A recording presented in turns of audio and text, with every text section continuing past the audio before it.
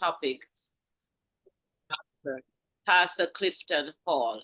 I want to present Pastor Hall to the congregation. Congregation, Pastor Hall. God bless you.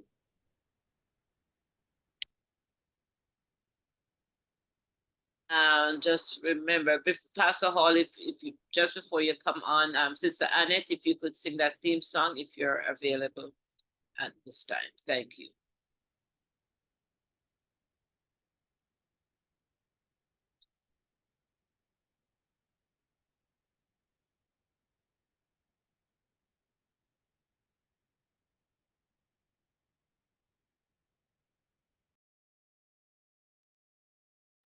Okay, so we could do the theme song later on. Pastor Hall, the floor is yours. God bless you. Yes, Sister Marilyn.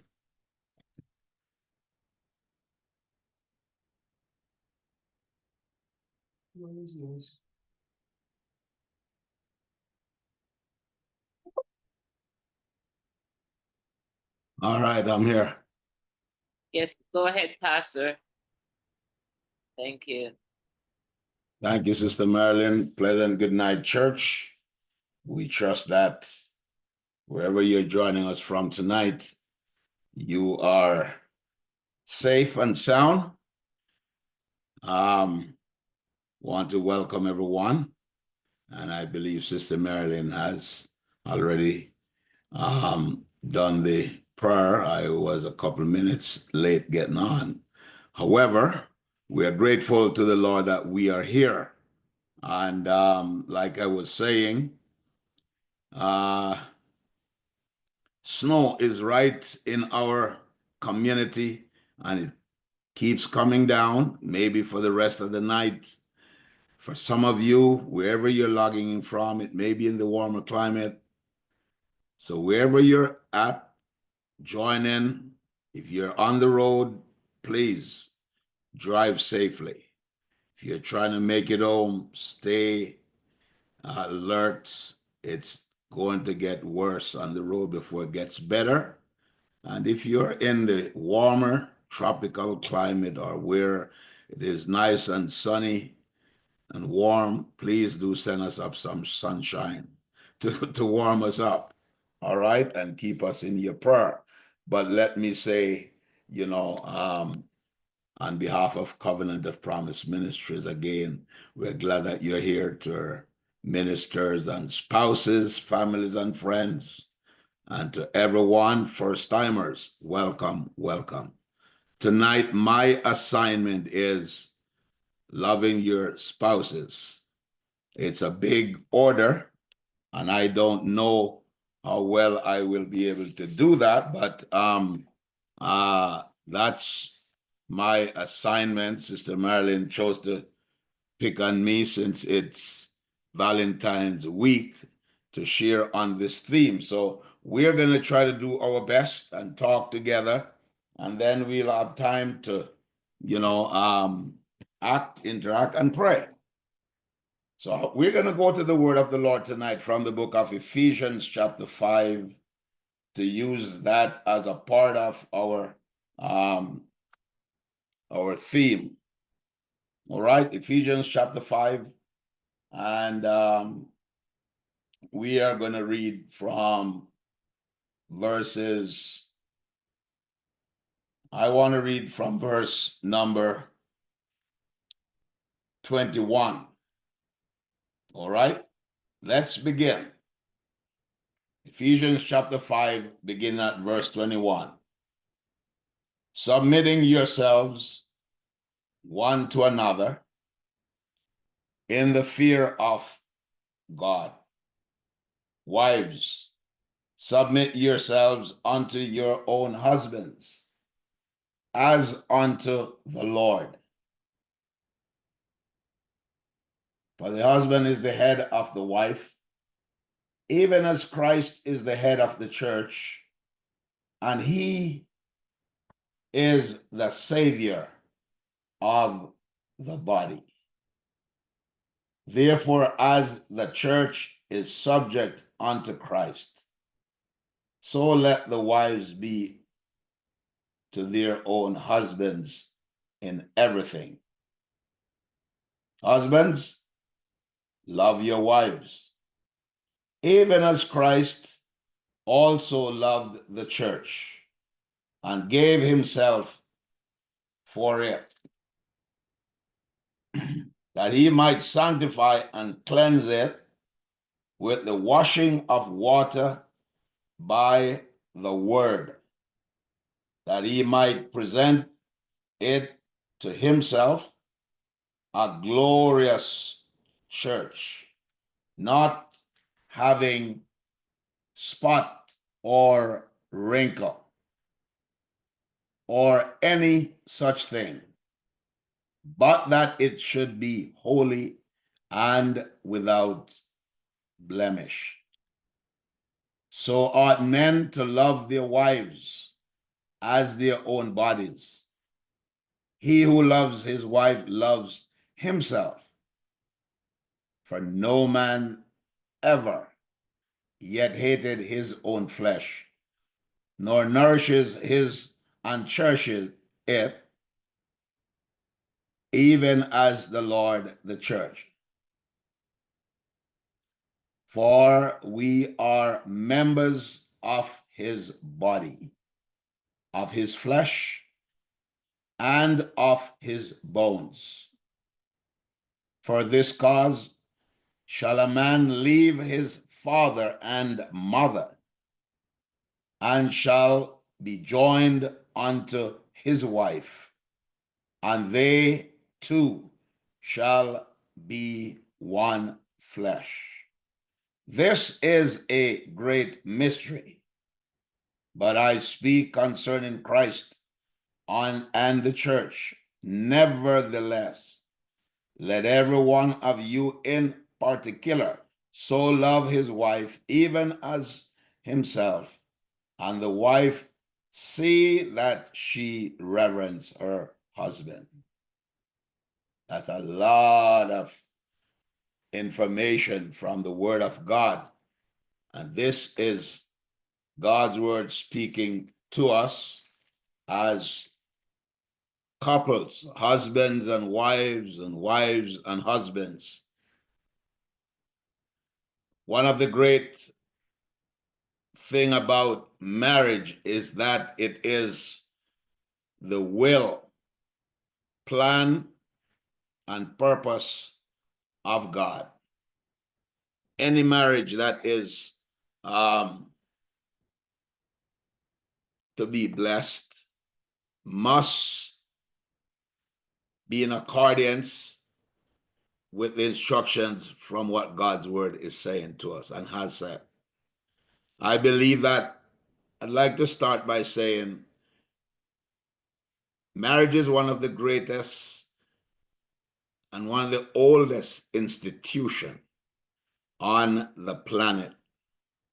Ever since creation, after God did what he did, made the heavens, the earth, and put whatever else in place, he looked and he realized, he says now to himself, I put everything in place, so now I'm gonna create man.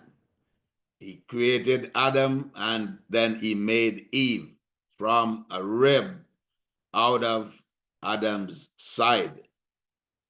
It's always amazing to think about the awesomeness of our sovereign God, and that God knew long before that if man was going to be successful, they would need help meet, a companion, a partner. And just like we are talking about tonight, God never made Adam and Steve. He made Adam and Eve. The man and the woman wife and husband. So we are solidifying the fact that marriage is the will and plan and design of God. Marriage is blessed and honored by God. And what God blesses, no man can curse. We've seen, however, that the way that our 21st century is displaying a union, they are displaying it from their own vantage point. That it's two women or two men. No, it's Adam and Eve, woman and man. And as Christians, we have to make sure that we continue to model that, to demonstrate that, so that the world will know and understand that we're not following what they say. We're following after what God's word said. We have a responsibility as Christians to model Christ in our relationship. And so, as I try to get into loving our spouse, because that is the theme around this week, as it relates to Valentine week. We do a lot, and to show our spouses that we love them and appreciate them and value them. And on the other hand, sometimes we don't do what we ought to do, or as much, or we don't practice because of many reasons. Sometimes it is a lack of. Sometimes it's because I don't know. We don't know. It's amazing, however, that I want to start by saying affection is the cement of our relationships. With that, I really mean, I'm going to start to talk from the women perspective first, as it relates to wives and husbands in the relationship. Remember, we're talking about loving our spouses.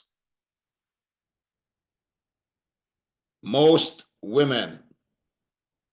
most women, affection symbolizes security. They want to feel secure. They want to feel protected or have protection.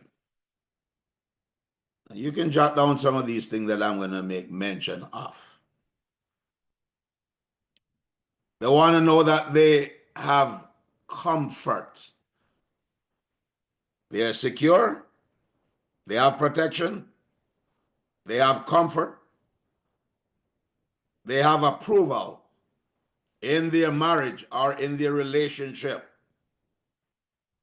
And I think that these are vitally important commodities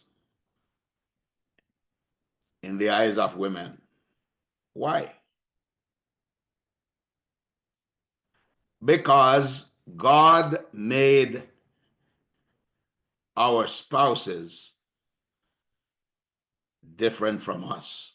Our women are wired different from men. When husband show his wife affection, many things happen. Remember, we're talking tonight about loving your spouses. So I'm going to make mention of a few things. I'll take care of you and I will protect you. They feel and they know that they're cared for and they are protected. A lot of things are going on in marriage today that one shouldn't really be dealing with that if they're really serious about their relationship. But again, many things can spin off as a result of some of those things. When you and I are not in that situation, it has to make us wonder why this or why the other. So many other factors can trigger off other issues. However, men, the women that are in our lives are the wives that the Lord has given to us.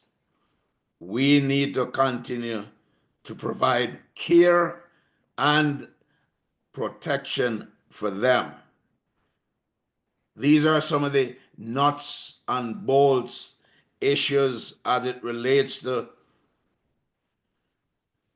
affection, which cements the strength of our relationship.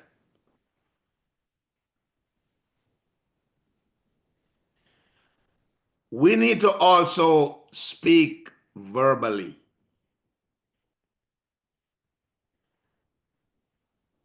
And we're going to have some kind of action, all right? An interaction. Only when I ask you to unmute, though, that you're going to talk back. Because we want to make sure that the line is kept in that manner. But I believe that our wives want to hear from us. They want to know that they are protected. God is watching over us, but I'm talking about us providing protection for them. They want to know that they are important to us. And maybe we don't vocalize it often enough. But we need to say that.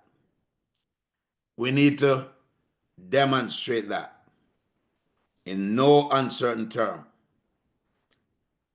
so that they will know that they're an integral part of our life. I think God gave us our wives and husbands so that we can enjoy each other's company for the rest of our lives, the best that we can, to the full. Yes, we need to continue to develop the relationship through affection by, letting them know that we are concerned about the problems that they face, telling them that. Meaning that we are setting time aside for dialoguing. Not necessarily when, you go and lay down in your bed. That's probably not a very good time to do dialoguing. And I'll say that because a lot of families work different shifts. And once one resort to bed, in a lot of cases on weekdays, one wants to get to bed within a certain time so that they can get enough sleep to get up. Some wake up at 4:30, 5 o'clock to get to work for 7 or 7:30, and the likes goes on, depending on the career, depending on the shift, and so on and so forth. But the point I'm really trying to make is sometimes some of those conversation happens in bed. I say that's not the best place to choose to have some conversation, because it robs you from your sleep, and sometimes people get annoyed or fatigued when they are trying to sleep. The other is trying to talk or wants to talk. Follow what I'm trying to say? So I think we need to prioritize and pick time to do all of that, so that we can respect each other's time, and allow them to know that, yes, we are concerned about the problem that they face. I am in it with you.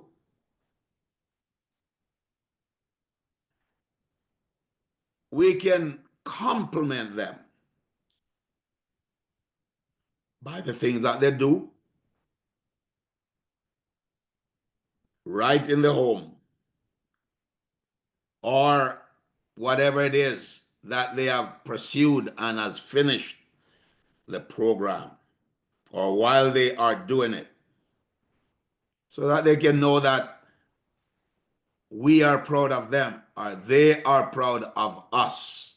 Remember, we're talking about wife and husband, wives complimenting their husbands, husband complimenting their wives. Yeah.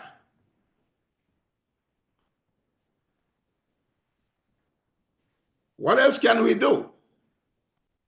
Since affection is the cement of the relationship, maybe a hug can say a whole lot,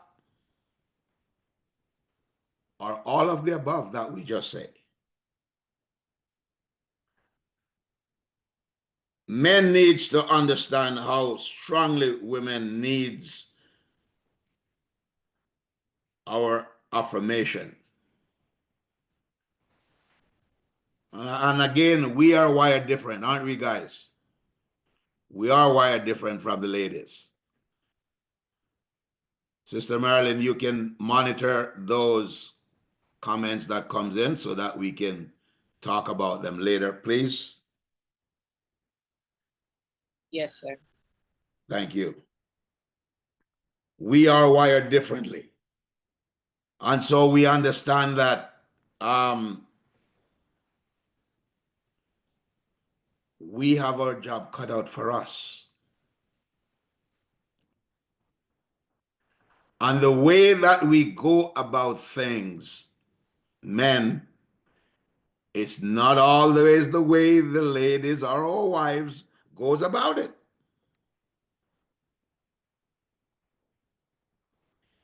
I believe it is a skill most men need to develop to show our wives affection, developing a skill.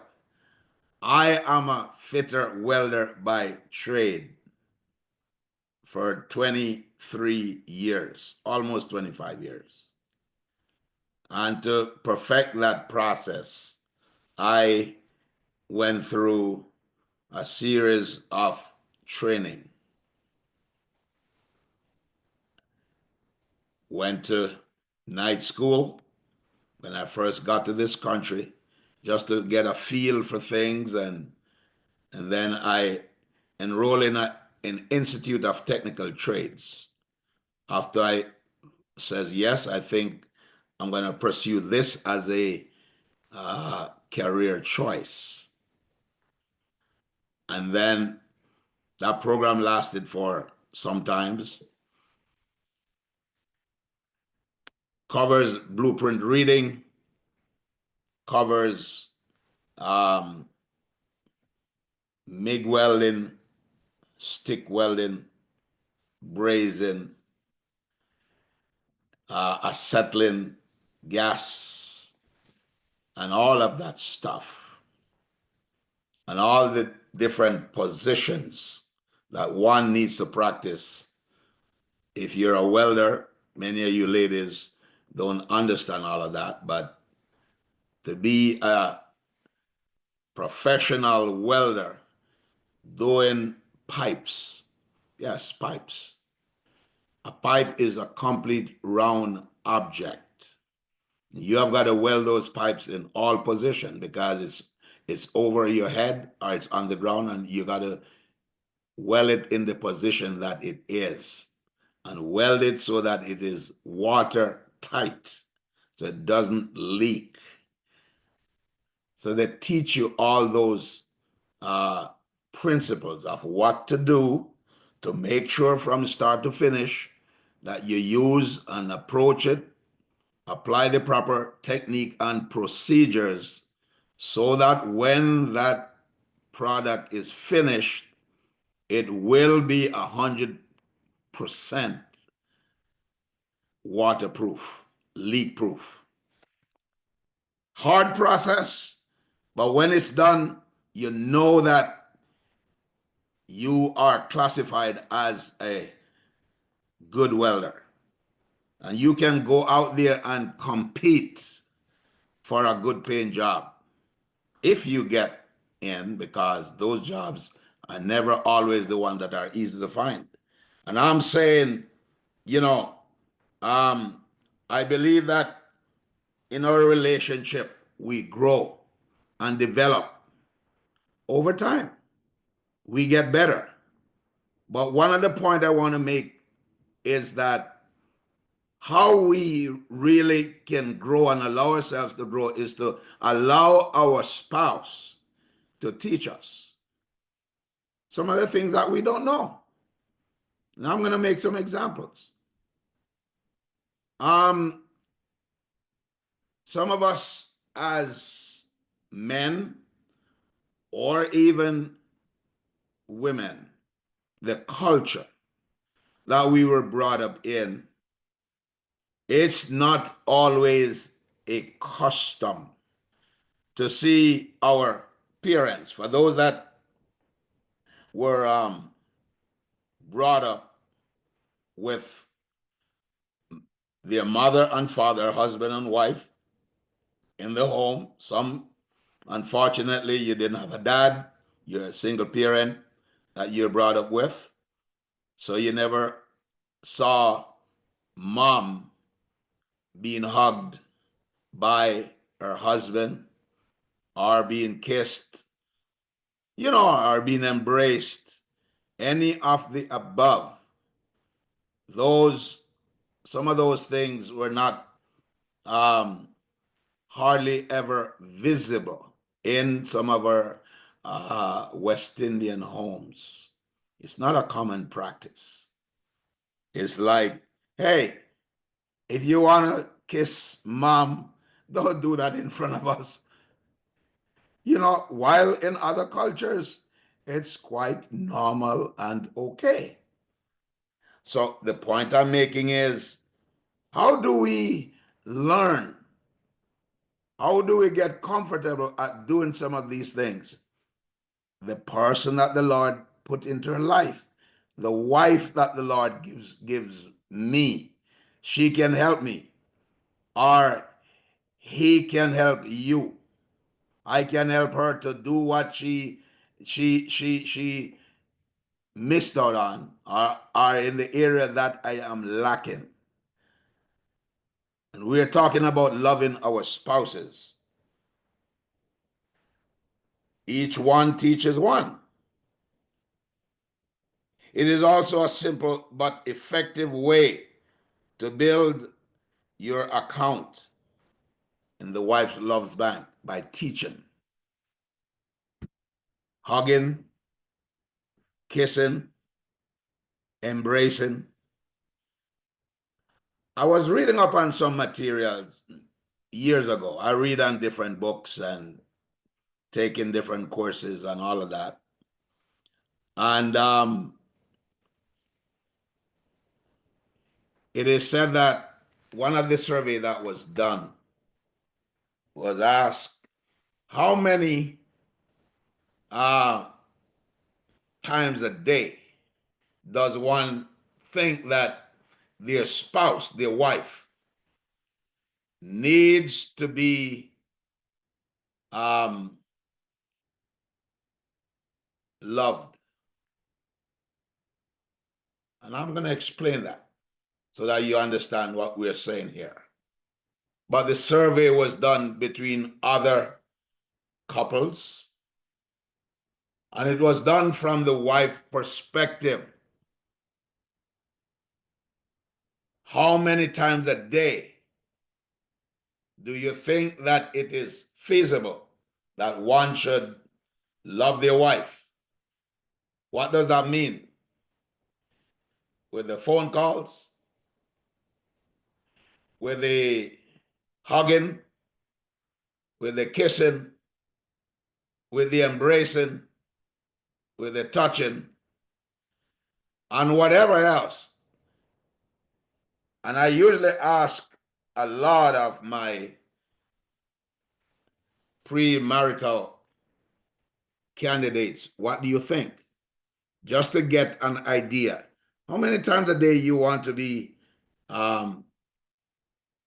affectionately exposed or expressed by your husband? And they would give me a different answer. But the book says about 21 times a day. So if I should ask you, how many times a day you think you'd be satisfied having your husband to affectionately reach out to you? Maybe your numbers would be different. So if you are a wife and husband that works on different jobs, how does that happen? Well, one of the survey was done from a couple that was looking at working from around the house. And I like that scenario because they said for some people it would have been different. That 21 times a day is extreme in some aspect. But they say, let's say that the woman and the man was working, you and your husband working, cleaning up around the house. Today's a cleanup day, and the both of you decide that you're gonna spend time to do everything, to wash, to clean, to cook, to iron, take out garbage. So there you go. You got up, you start to make breakfast. The both of you start to make breakfast.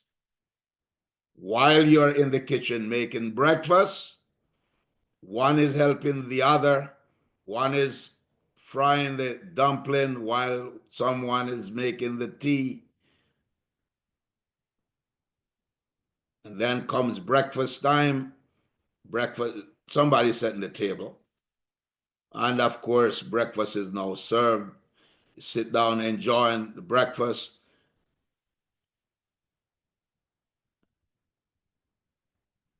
And you're talking.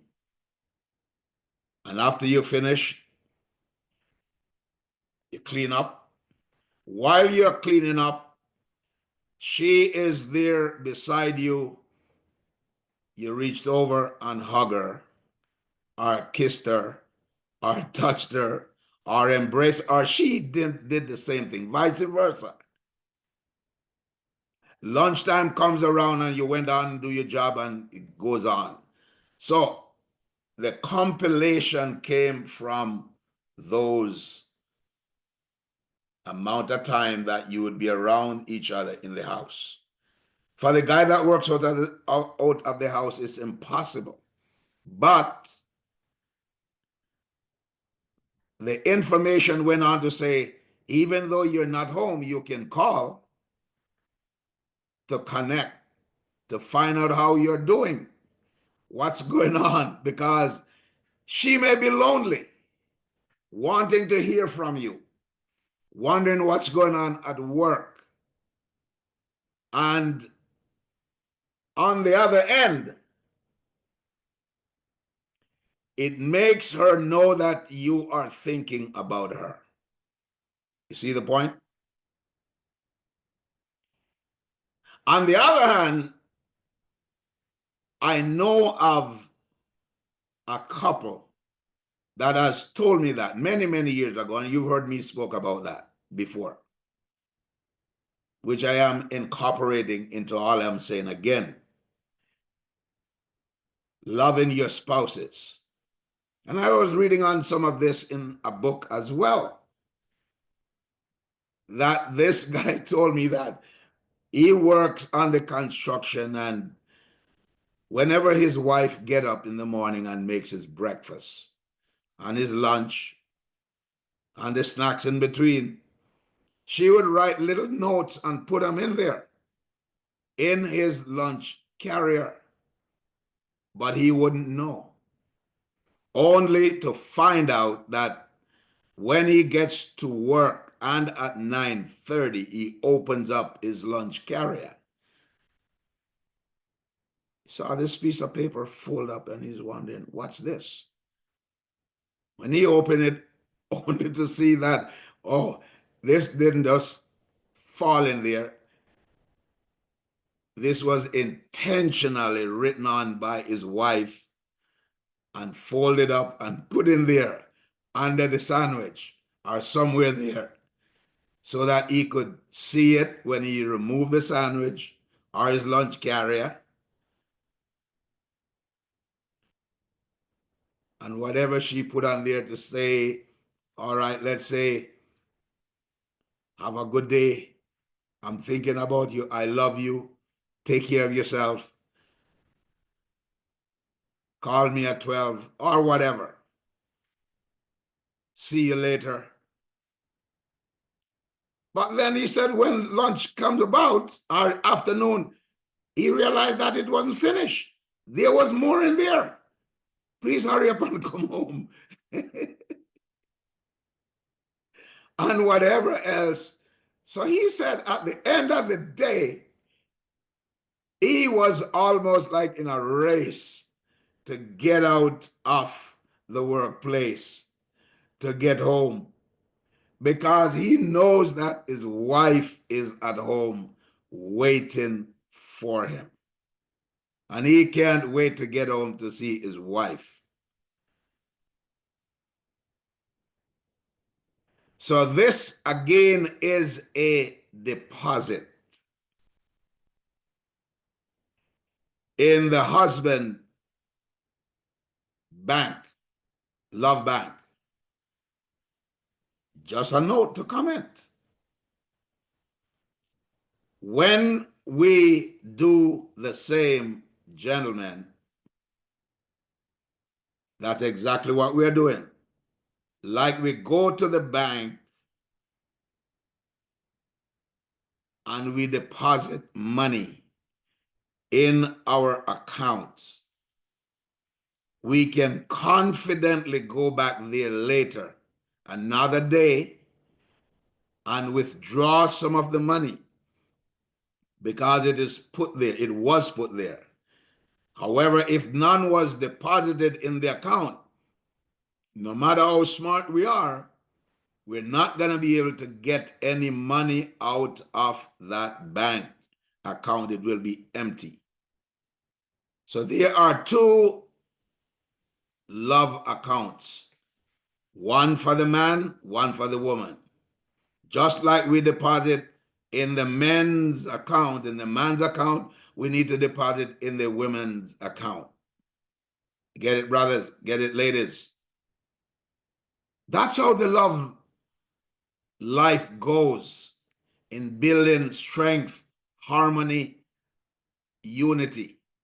I'm also speaking maybe to some that are not yet married and contemplating marriage. It is a life that can be enjoyed, or else it could be a very miserable life. Depends on what you do. For some people, it is short-lived because we were not ready to make the investment. And when we make investment always suggests long-term.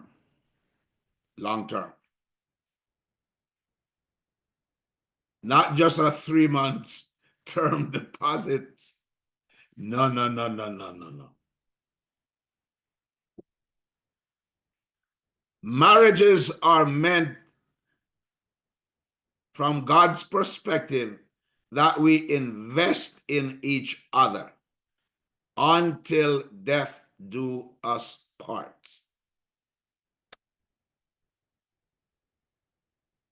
It is a life that God wants us to enjoy and to model, to bring glory and honor and praise to his name, but also to enjoy the life of the person with the person that he has given to us, our wives and our husbands. So the Bible said, husbands, love your wife, even as God, for Christ's sake, loved the church and gave himself for her.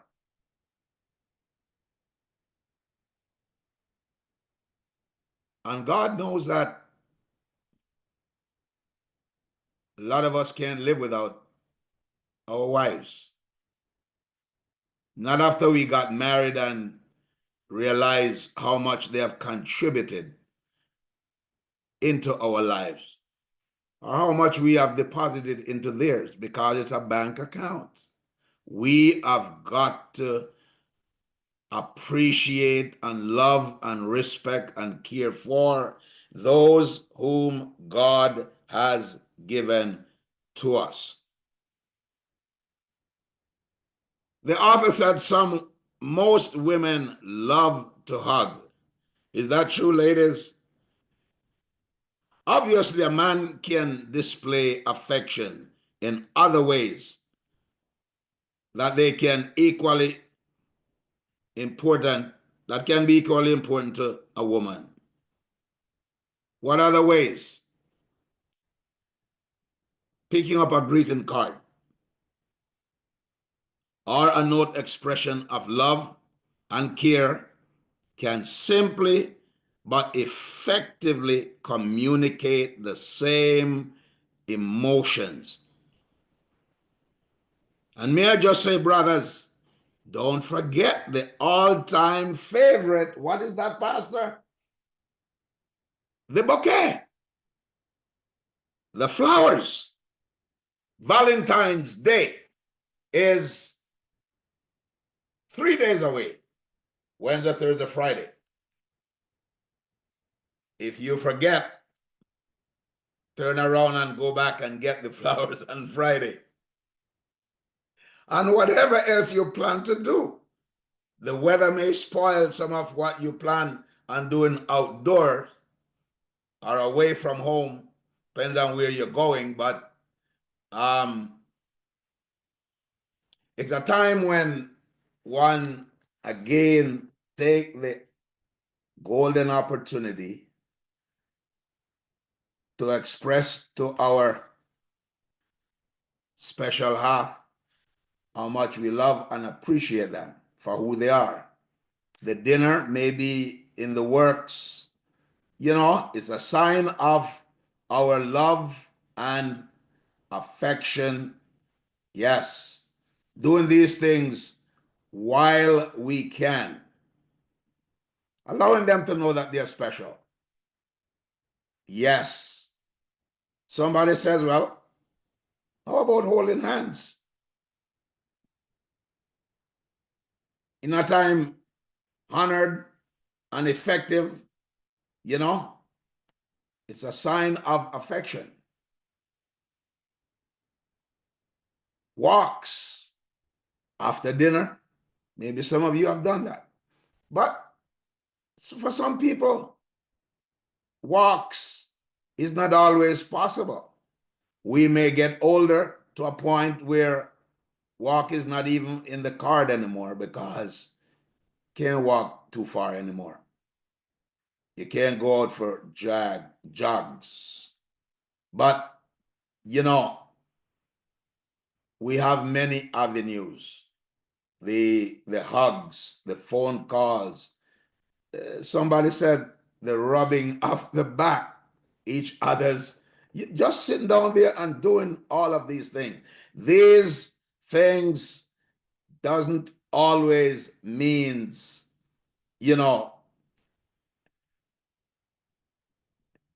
sexual encounters, but it means that you're developing, you're depositing units of money, like you're depositing money in each other's love bank. From a woman's point of view, brothers, affection is the essential cement of a relationship as far as the man is concerned. So I talked earlier about learning how to do some things. What you're not sure about doing or not comfortable about doing, maybe you can ask your wife to help you, to teach you how to do that. And I think they would be the greatest teacher to do that.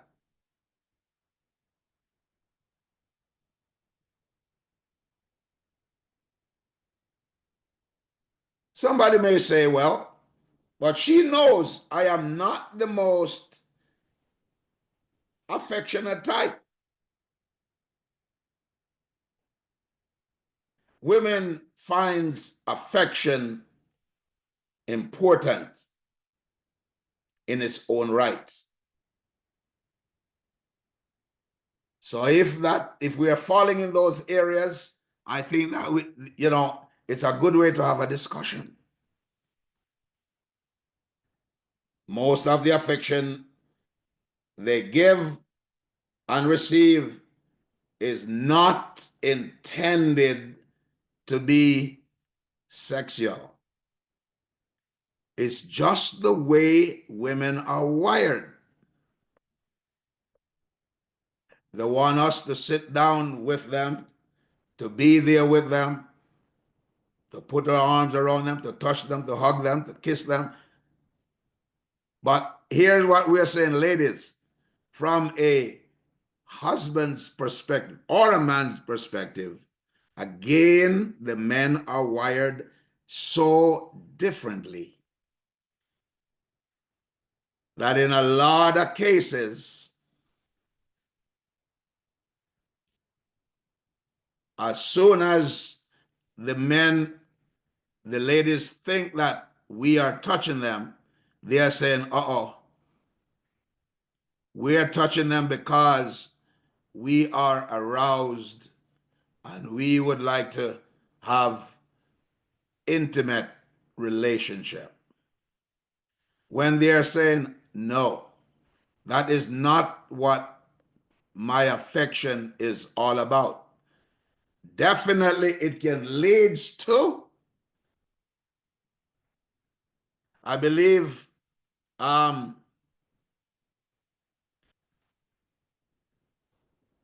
combination is both. Affection leads to sexual encounters. But what we're saying, brothers, it's not in all cases, that's not what the women is about. So we need to learn and understand that they are looking, they are expecting that we reach out and we show them that we are there, whether it's about a bedroom or not, just to let them know that they are number one in our lives.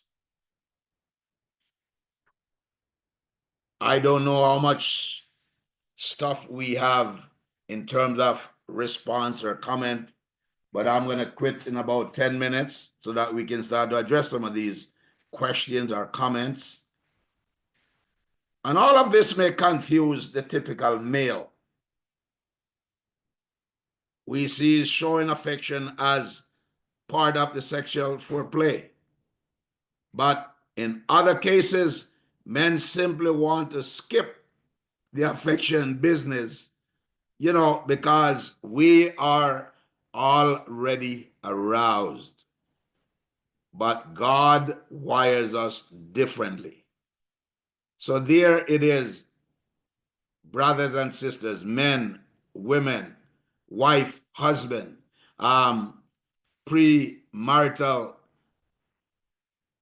people that are contemplating marriage, you're wired differently. Women wants to know that we care by what we do, by what we say. They are swept off their feet, and that this is why some women. I was saying to my wife a few nights ago, look at this woman on TV. She's so desperate. And I said, this woman is probably, I don't know that she's a grandmother, but she could be a grandmom. And she is going to a palm reader to say, I want for you to get this guy to love me. And she said, okay, because I'm interested in him. She coughed up over $50,000. Did you see that on the TV? And after she finally woke up and realized that this palm reader is telling her every which thing to get more money. Come with a deposit of $2,500. And she paid over $50,000 and is no further ahead. And I said, how desperate this woman is.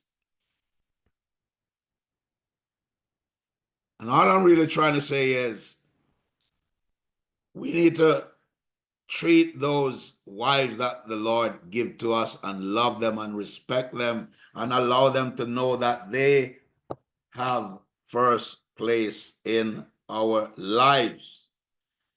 Yes, learn to know that they are wired by what they hear. We are wired by what we see. Big difference. When it comes to sex and affection, you can't have one without the other. May I just say quickly, any man can learn to be affectionate. Any man. Affection is so important for women that they become confused when their husband don't respond in kind. Because any other way they think that it's only when the husband needs her that they want to be touched. So we need to understand, brothers, in most marriages, the man's wife can become his best teacher. Are you hearing what I'm saying? Just like we go in the classroom and the teacher teaches us. The woman can do a lot to teach us. Women usually express their need for physical closeness, hugging, hand-holding, sitting close to each other, kissing, touching. The women love to have their husband take them out for dinner when possible.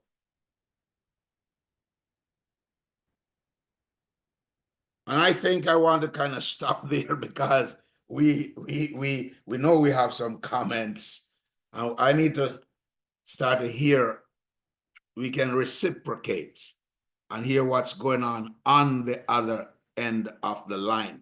So Sister Marilyn, I'm going to pause here and have you to kind of open up for us to give us some of the questions that has transpired since I started talking the last half an hour or the last 50 minutes.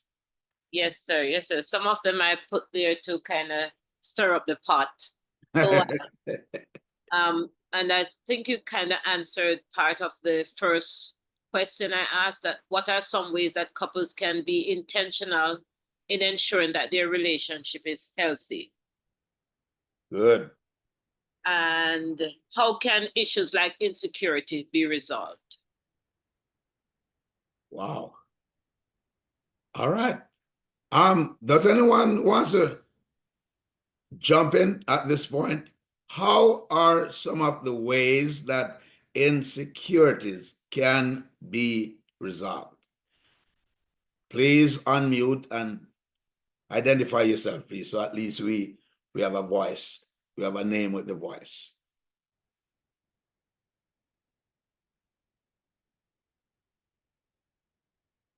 Any insecurities, how can they be resolved? May not be necessarily you, but it could be somebody. It could be a friend, could be somebody that you're trying to encourage, talk to. I can take a jab at that.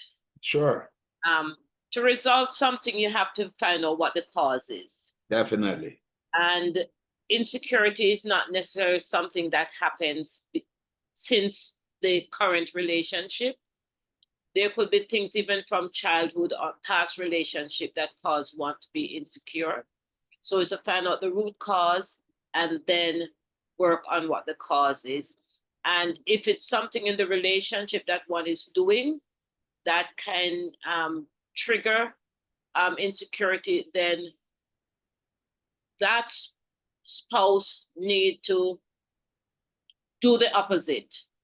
Do things that that person can feel reassured, that that person can feel that he's competent, he's worth it, or she's worth it, stuff like that. And then that insecurity or doubt, as if you remember Monday night when I talk about the different stages of development from birth right through, and those can cause people to have a sense of insecurity, not just in marital relationship, but just about themselves when big things that they do are not reinforced from childhood. So you have to find out the root cause in order to deal with it. That's my take. Beautiful, beautiful. Anyone else want to comment?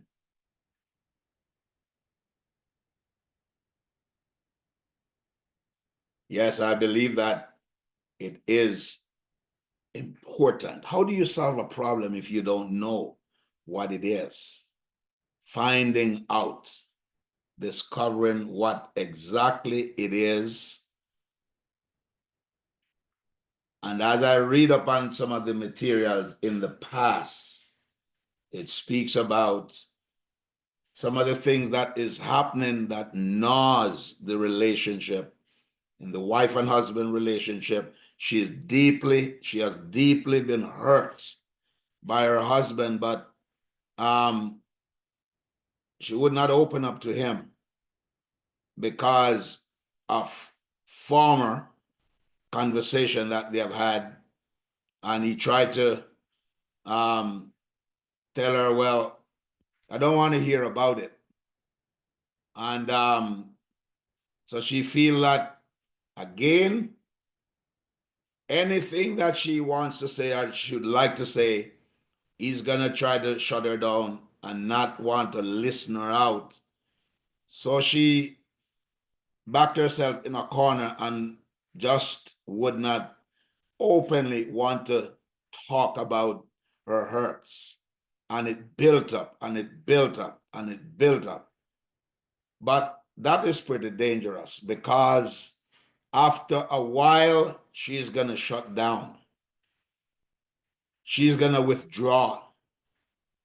He's going to, and he's going to identify, he's going to find out, hey, what's going on? And guess what? Guess what's going to happen again? She's going to say nothing. Because she's afraid of what or how the first meetings went. They weren't able to talk about it. He didn't want to listen. He wanted to say everything and have it his way and not her way, or vice versa. So she says nothing. So guess what? He stopped talking to her. She stopped talking to him. Watch this. Now that communique is dead in the house, he's in a hurry to try to get out of the house in the morning to go to work, because that's where his friends are. And I'm talking about female friends. They work in a company in the office where male and female work and they have lunch, coffee break together. Hey, well, how was your weekend? Well, it wasn't bad, but, and one thing into the other, they started to talk about their home life. And things are not going so good at home, because my wife is always grumpy or grouchy, or my husband is, because he's a grouch. The guy, and whatever goes on. And guess what? She said, you know what happened at my house? So and so is happening with my husband. And guess what? They have something in common now. 2 different marriages, they have something in common. Now, okay, tomorrow we'll talk about it some more. So they meet over coffee tomorrow. So let's continue the conversation. So how are things going? Anything got better or has it gotten worse? Well, we had a fight last night. A fight. And this guy told about what's going on in his house. And she says, you know what? Something similar happened to me last week. We went out and there was a big uproar because Ray is the case. So they have some things in common. After a while, they say, well, you know what? I'm not quite ready to go home. So why don't we just stop at the bar? It's summertime and have a drink. And we can kind of talk some more. I'm showing you the event, the step to development. Next thing you know, this guy start to deposit in this estranged friend Love's Bank. She started to have an interest in him, and he started to have an interest in her instead of their wife and husband that they're married to. They are depositing in somebody else's love bank. From there, it will move from this stage to that stage until they start to sleep around with each other, going out, dating, and the marriage breaks up. After a while, no one have any interest for each other.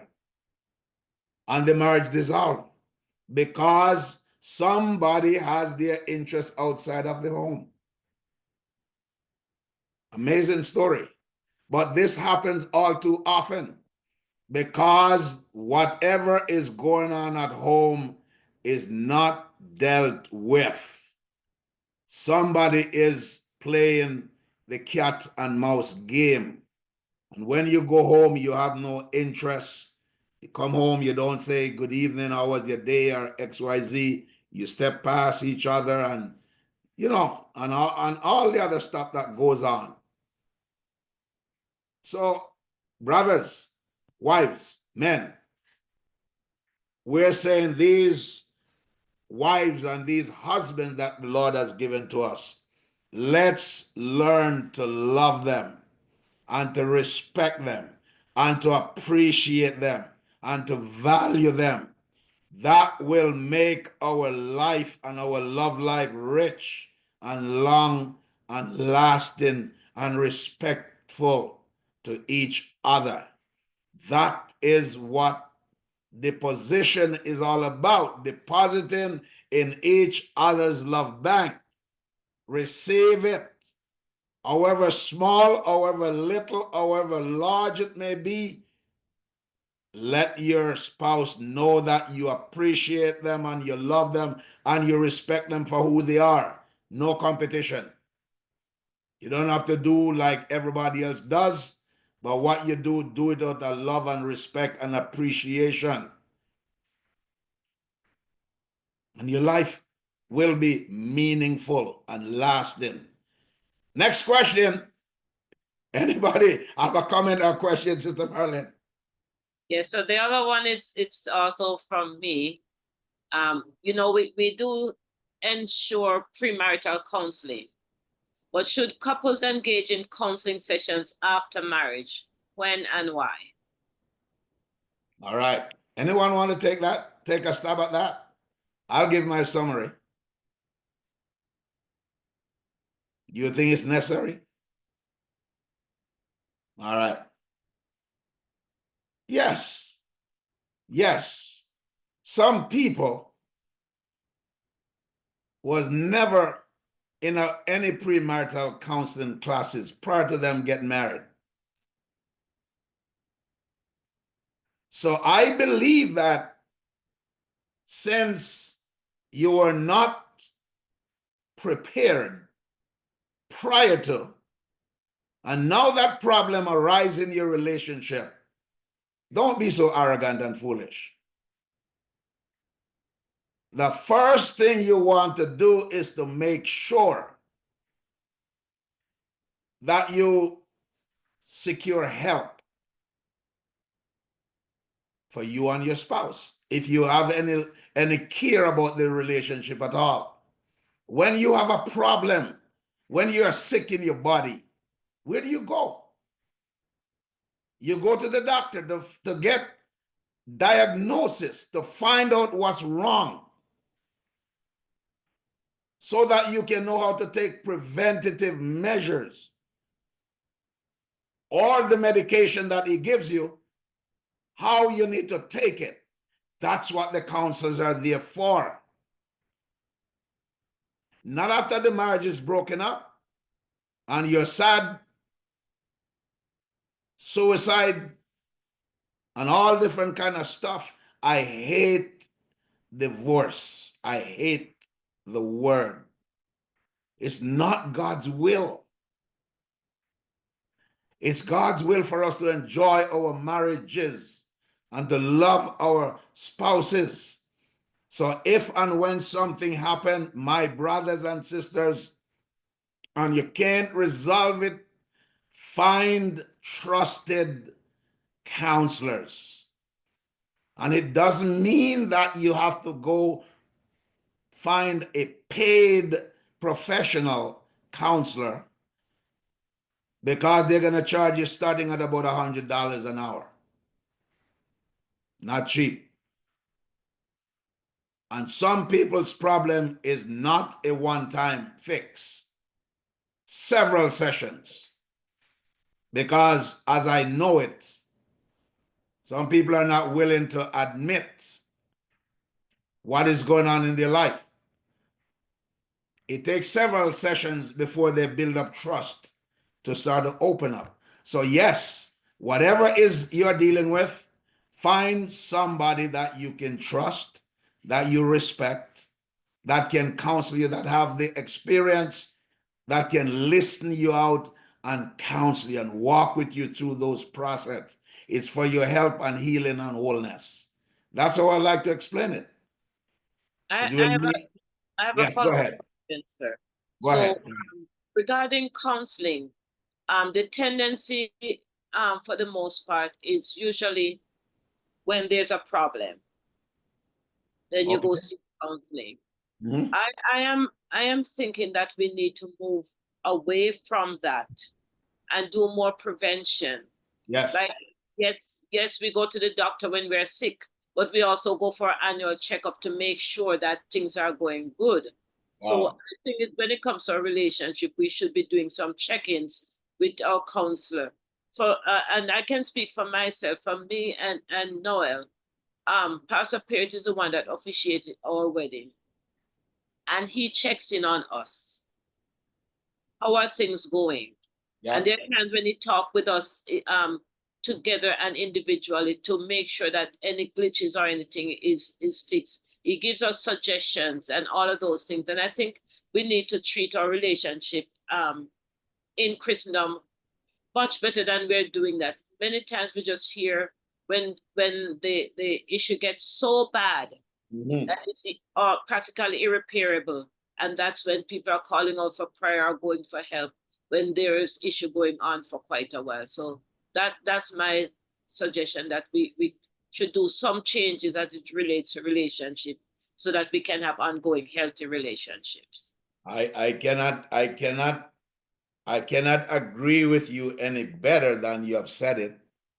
It is so important, and that there are some there's I haven't heard of any lately, but there used to be an annual yearly weekend marital retreat in Niagara Falls. I And- have one in plan. I have one planning, but it's just to find the place. right, Um, and yeah, go ahead and say what you're gonna say. Yeah, I said I have something about a retreat in the planning stage, but Right. it's just a matter of getting a location before I can publicize more about it. Okay. So the rest of what I was saying is the one I used to listen to, and we have made several attempts to thought about going in. It's one that used to be run by Focus on the Family Canada. Many of you probably listen to WDCX as much as I do. And since COVID time, we haven't heard much or anything about it again at all. But they used to run one right here in Southern Ontario, out in the falls for Friday, Saturday, Sunday, and where couples would go in and just book that weekend in. Why do they do that? To rekindle, to strengthen, to just be there for the weekend, to listen, to garner more, to repair what needs to be repaired, and to encourage each other. And I thought that was so meaningful. From some of those relationships, a lot of them, they were not having problems in their marriages. They wanted to go so that they can in turn be a blessing to others and to come away with some more that they can help maybe some others in their church or in their communities. So like our sister just says, we don't need to wait until we have a problem to go and see the doctor. My doctor says check up once a year, which I do. I keep my appointments. I do my prostate checks. I do whatever blood tests I need to. The PSAs, the this, the that, and all the other tests that, the physical.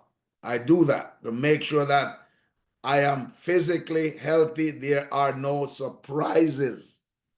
That may be a little bit offline, but we're saying our marriages need to be in check at all times. Don't wait until the horse is gone through the gate to chase down the horse. We need to make sure that we are doing everything to solidify our marriages and to sustain, the strength and the harmony in the relationship, appreciating the person that God has put in our lives. So I believe in that 100%, Sister Marilyn. We're going to wrap it up. Any other question or comment? So someone said, yes, women love to be hugged, or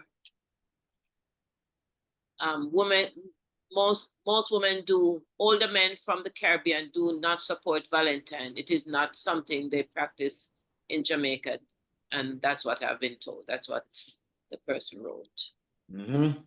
I hear that, and I try to make sure that I go out and buy flowers and do what needs to be done, just to say to my wife, and that is not the only time I go and buy flowers, but those are some of the special times. How about your anniversary? How about your birthdays? How about those special occasions? Those are important. Those are time, guys, that we can tap in and remind the women in our lives that, hey, you are my lover. you are the person that God gives to me, and I am committed to you for the rest of my life. And what I found about my wife now, being married for 48 years, I didn't know that when we just got married. Why you say that? Because as we get older, our need changes. What she didn't need from me before, now she needs it. Because our needs change. What I didn't need from her before, I need it now. So we are there to support each other. We're talking about loving our spouses. Being there in the good. I was just telling a gentleman this week, I said, God bless you. Thank you for being there for your wife. He said, yes, I quit my job. I told my boss, after 30 odd years, I'm quitting my job. My wife is sick, and I'm not putting her in the nursing home. I'm going to stay home and look after her. And he did. Because he loved her. He wanted to know that he's there to care for her. So, brothers, in my summary and closing. One more question, sir. All right, go ahead. Is it appropriate for a husband to put his arm around his wife during church service? That's Well, you know what, Sister Man? Yes, I say yes. Do it gently. Do it. I've seen that. I've seen that in on YouTube. I've noticed that in some of our larger congregation like John Hagee, Cornerstone, and other churches like those. So it's some of the norm for some of the brothers to do that, or the ladies. Sometimes they are a little bit uneasy for whatever happened, and they put their arms around their husband or around their wife.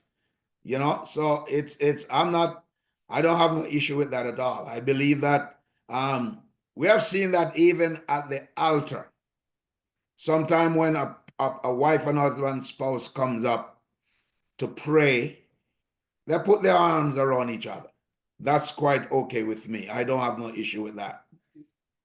I believe that they stand together saying, God, we commit ourselves.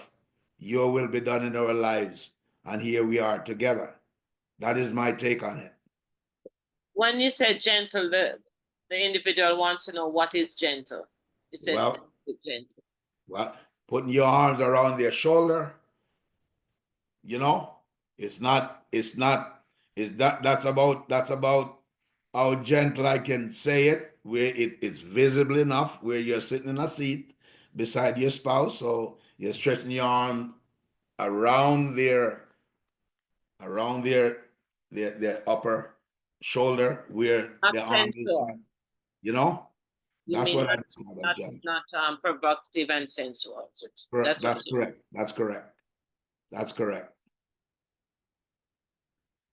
I think we have to close it at that. I'm not done, but we have got to cut it off at that point.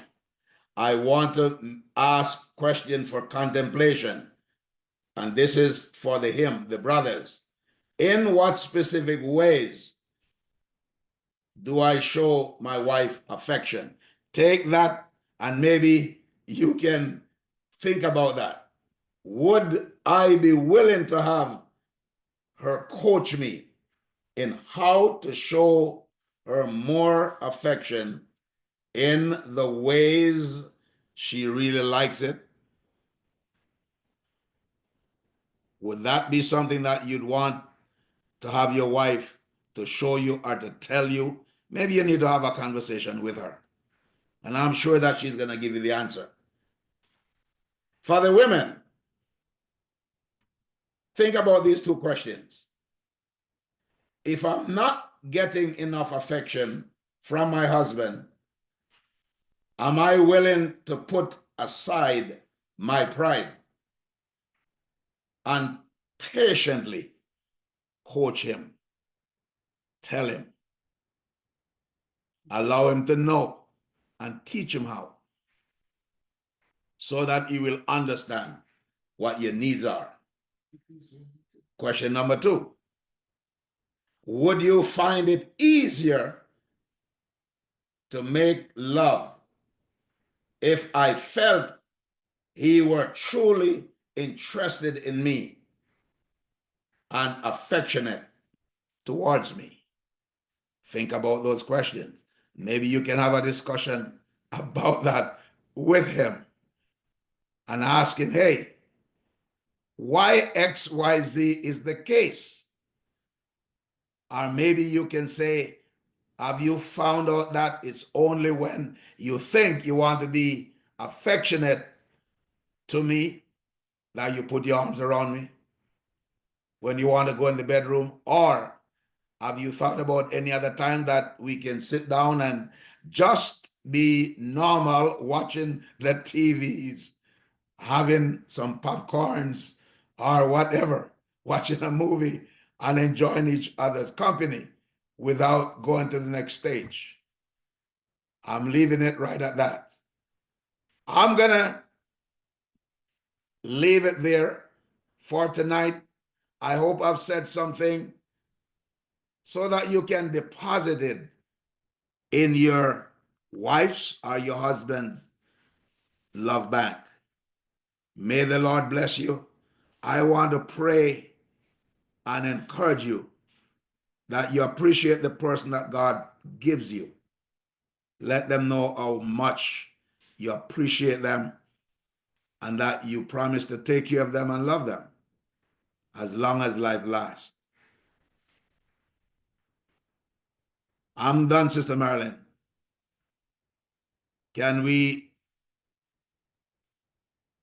Thank you, sir. Were you gonna do prayer? Yes, I'm gonna do prayer. So I'm gonna ask that if you have any prayer needs tonight, as it relates to your relationship, you don't have to give your name, but you can say, hey, we are struggling in this area, and we're asking God to help us. And you may want to give your name, but you don't have to be specifically say XYZ is the case, but overall, pray for us as a couple.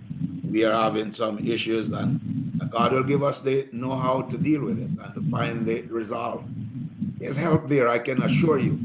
You don't have to always talk to me, but you can find other people, trusted friends. God has people out there that is willing to listen to you, that will encourage you, that will counsel you, that will pray. Go ahead and make your request, please. Good night, everyone. Good night, Pastor Hall. Sister Annette here. My prayer request is for the priest of our house. Mm-hmm. He's inactive, and I'm just requesting prayer for my husband. The man that I married is not the same man today, and I mean spiritually, and I want to pray for my husband. Thank you.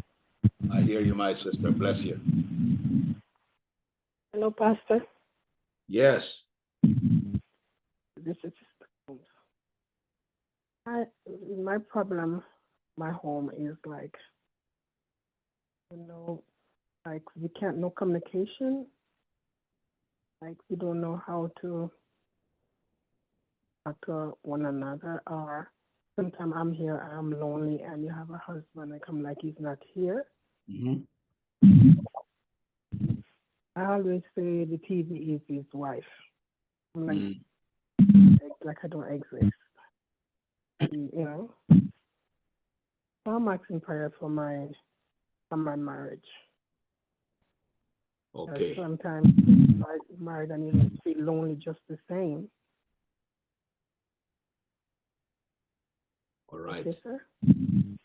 Thank you. Thank you. Any other, please? Mr. Holmes, did you have a prayer request? Yeah, that's my prayer. Pardon?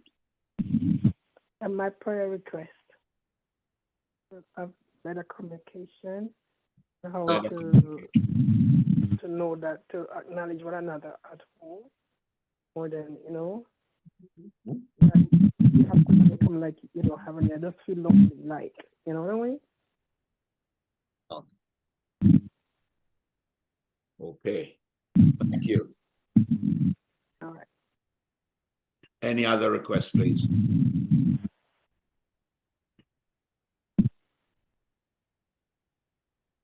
And please mute after you make your request.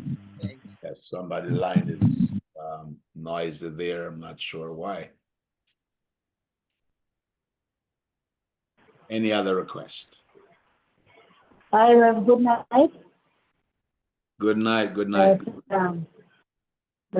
Thank God for the blessing that He has. I just want to give God thanks for tonight. And ask God to all of the above,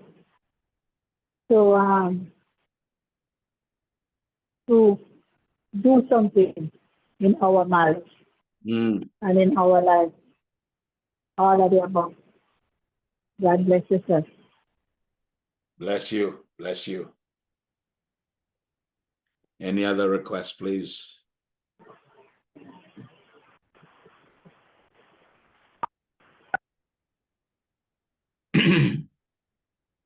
All right. So we're going to remember to pray for the priest of the home. That was Sister Annette. That God will allow him to know that he has a responsibility. We have responsibility as leaders of our home, heads of our home, not to be bullies, but to be leaders, to be priests, to be lovers of our families, though that God gave to us, and set those leadership roles and principles. Stand at our post and just serve our wives and our families the way in which they ought to be served. And then we're going to pray for communication.